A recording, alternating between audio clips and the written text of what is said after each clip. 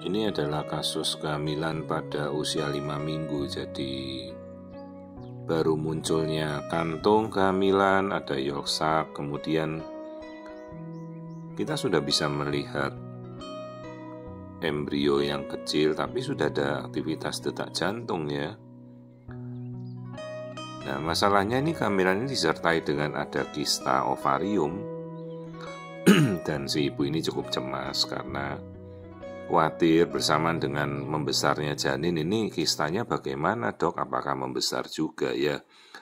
Secara logika kista ovarium tidak akan membesar karena dipikirkan saja kan, kalau orang sedang hamil kan dia tidak bisa menstruasi, berarti kan terjadi penekanan untuk profil hormonnya, hanya mempertahankan untuk kehamilan. Jadi ya secara logika memang kista ovarium tidak membesar, tapi ini kista ovariumnya sudah cukup besar, khawatirnya kan kegencet gitu.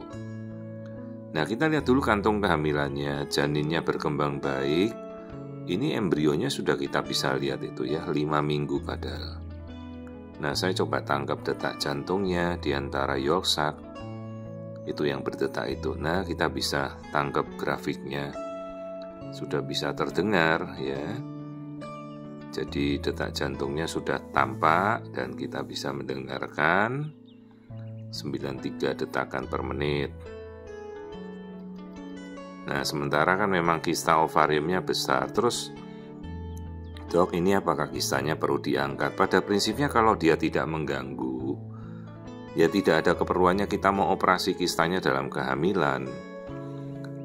Jadi cukup kita pantau, mudah-mudahan bisa bertahankan sampai nanti lahiran, baru kita bersihkan kalau dia operasi sesar gitu. Ya itu lihat detak jantung embrionya pada 5 minggu ya, ini 5 menjelang 6 minggu. Sudah terlihat ya 5 minggu lebih sekian hari lah. Detak jantung sudah terlihat jelas ya. Ini embrionya aja paling kalau diukur baru 2 mili ini, tuh detak jantungnya. Aliran darahnya ya bisa kita tangkap dan bisa kita perdengarkan. Ya seperti mata cincin itulah embrio di usia 5 minggu. Jadi kalau ditanya kapan detak jantung muncul ya 5 minggu lebih itu kalau dengan USG transvaginal itu sudah cukup tajam bisa melihat seperti ini. Ya, jadi biarkan saja kehamilan sambil berkembang, kistanya juga tidak perlu diapa-apakan. Nih 2 mili ya benar, usianya embrio itu sudah 5 minggu 5 hari. Tetapi kalau kista ovarium ini, nah ini yang hitam ini kista ini, sekitar berapa senti, 5 senti. Kalau memang dia pecah ya kita evaluasi dulu. Kalau isinya hanya berupa cairan, pecah ya tidak berakibat apa-apa. Tapi kalau itu darah seperti endometriosis, bisa terjadi infeksi ya repot juga ya, bisa berakibat sepsis, infeksi di dalam, bahkan resiko prematuritas. Tapi itu kalau terjadi sampai kistanya pecah ya. Nah, kalau kistanya tidak pecah, saya lebih memilih untuk dilanjutkan bersama dengan kehamilan itu. Baru nanti kalau pas lahiran operasi sesar kita bersihkan. Tapi kalau terjadi kistanya kepuntir atau kistanya kemudian bermasalah dalam kehamilan sebelum minggunya yang cukup ya apa boleh buat, kistanya harus dibersihkan, dioperasi ya. Bagaimanapun caranya. Karena resikonya kan juga pembiusan ya, kita mau membius kehamilan di usia-usia rawan awal ini agak beresiko. Bisa juga kita misalnya mau operasi di bulan keempat ya boleh saja. Tapi kalau kistanya tidak mengganggu, ini kistanya ya tidak ada perlunya juga gitu. Dok, nanti kalau kegencet ya mudah-mudahan kalau kegencet ya dia kempes atau pecah sendiri tanpa mengganggu ya tidak perlu kita apa-apakan. Jadi ya saya kira tidak perlu agresif mengambil tindakan kehamilan dengan kista. Sejauh kita kan yakin, kita sudah cek, oh ini kesannya jinak, ini tidak ada kondisi yang mengkhawatirkan ya.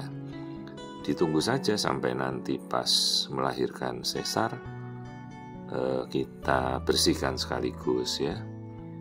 Ini kista ovarium.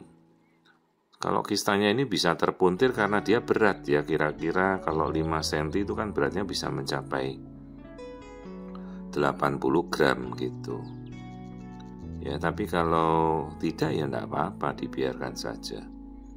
Terus pesan-pesan ya supaya ibunya ya jangan banyak aktivitas seperti guling ke kiri, guling ke kanan, karena bisa kepuntir itu kalau kistanya menggelinding atau ke kanan kepuntir ya apa boleh buat, harus kita operasi. Ya 5 cm malah hampir mendekati 6 cm, ini berarti sekitar 80 gram lah beratnya.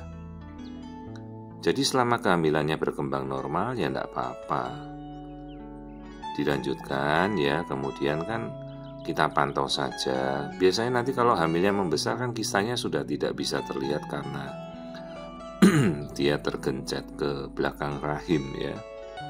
Jadi kalau tidak mengganggu tidak apa-apa, kita tunggu saja.